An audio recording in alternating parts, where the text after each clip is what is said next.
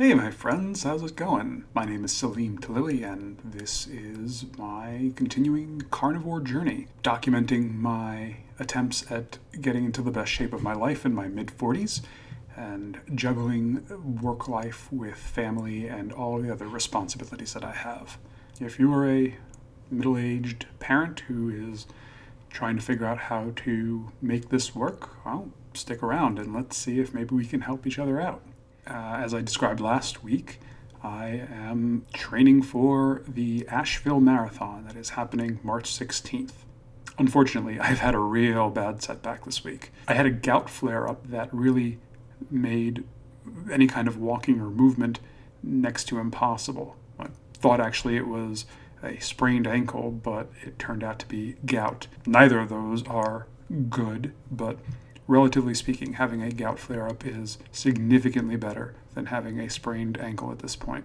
For those of you that don't know, gout is the result of having an excess of uric acid in your bloodstream, and sometimes that urea will form crystal shards in a joint. Most often it's going to be in the joint of a big toe, but sometimes it can be in other places, and in this case it happened in my right ankle, which basically made it to the point where I could not walk. I was basically crawling out of bed in the morning for a couple of days. Really awful. This really brought about a lot of old fears for me. When Adam was about 15 months old, I had sprained my ankle really badly to the point where I could not walk for 6 months to a year more than a block or two without being in tremendous amounts of pain. This last week has really brought back a lot of fears and concerns about that. I thought, oh man, am I just going back to the drawing board? Has all of this effort that I've put in been essentially for nothing? Losing 150 pounds and I'm back where I was.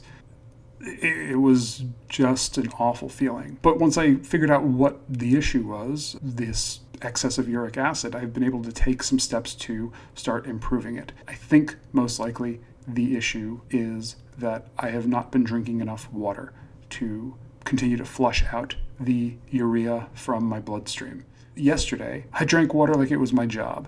I think I probably drank, I wasn't really measuring it, but it was close to two gallons. I basically spent the entire day drinking and excreting. This morning, my ankle felt significantly better. I'm not at the point where it's that I can run on at all, but I am able to walk without being in tremendous amounts of pain. For those of you who've ever had gout, you know how awful it is, and for those of you who've never had it, it's a feeling like you actually do contemplate just amputation as a reasonable solution to your problem. This is obviously not good timing since I now have 7 weeks to go before my marathon, but I was still able to do some working out. I was able to do stuff that was not directly running, but stuff that, I guess, supplementary or cross-training. I did a decent amount of core work, sit-ups, crunches, abdominal contractions, things like that. I was able to even do some more challenging planks, just holding all of my body weight on my left foot instead of on both feet. There were opportunities there still to continue to work out. I did a decent amount of weightlifting, which I haven't done in a while. That actually felt really nice. I've missed weightlifting, and I didn't realize how much I missed it. That life will often give you setbacks, and you just got to ask yourself, well, okay, here's a stumbling block. How can I still move forward? How can I still make progress even in the face of this obstacle? And that really made me think, how can I look at this? How can I look at this setback from a positive point of view? How can I think of this setback as a gift? And the best answer that I've come up with so far is that this was my body's way of telling me something. The message was, you are overlooking something, you are not doing something right, and I am giving you this information with enough time to spare so that you can correct it and still achieve your goal. What is that message exactly? Well, I was not drinking enough water, and that will be something that I can remedy. And if I, with 8 weeks to spare, with 7 weeks to spare, That's an important piece of information that I was not paying attention to. It's also probably not a coincidence that this gout flare-up happened after enjoying a Sunday afternoon of beer and wings with my college buddies. That is another important message, that I can have one of two things right now. I can achieve my goal in 7 weeks of the marathon, or I can enjoy my social life and particularly alcohol with my social life. I'm not going to be able to do both. Do I want this enough to make the temporary sacrifice of my social life in order to achieve this goal? And the answer is yes, I do. My body is telling me very, very concretely, you can have one or the other, you can't have both. You cannot train appropriately for a marathon and still have the kind of fun that you want to have with your friends that you would normally have. Well, body, message heard loud and clear.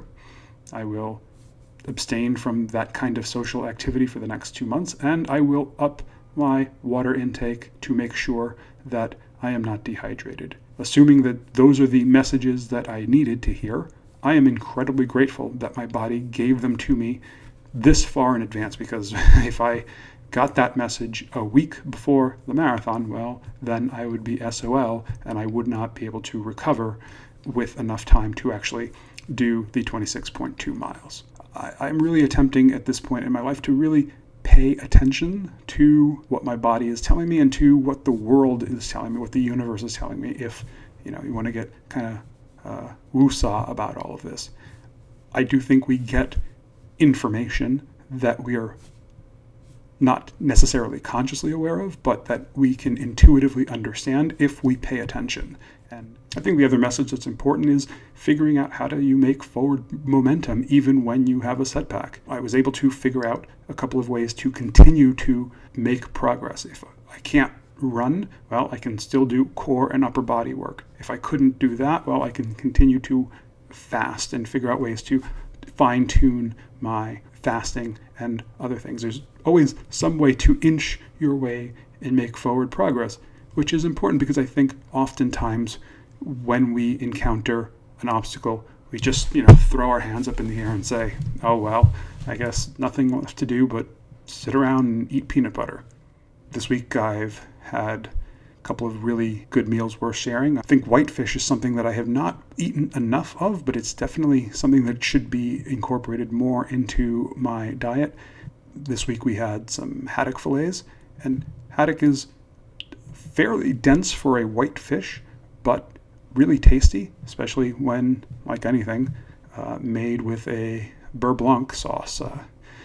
Honestly, I think you could probably make a shoe taste pretty good with beurre blanc sauce. It just really is a perfect way to add flavor to just about anything. I really don't want to make it sound like, I'm in significant trouble. This morning, I was able to put weight on my ankle, which means that probably in a day, I will actually be able to get back to slowly jogging and creating that momentum.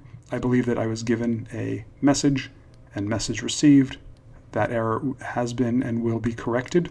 I am cautiously optimistic that I will still be able to succeed in my goal.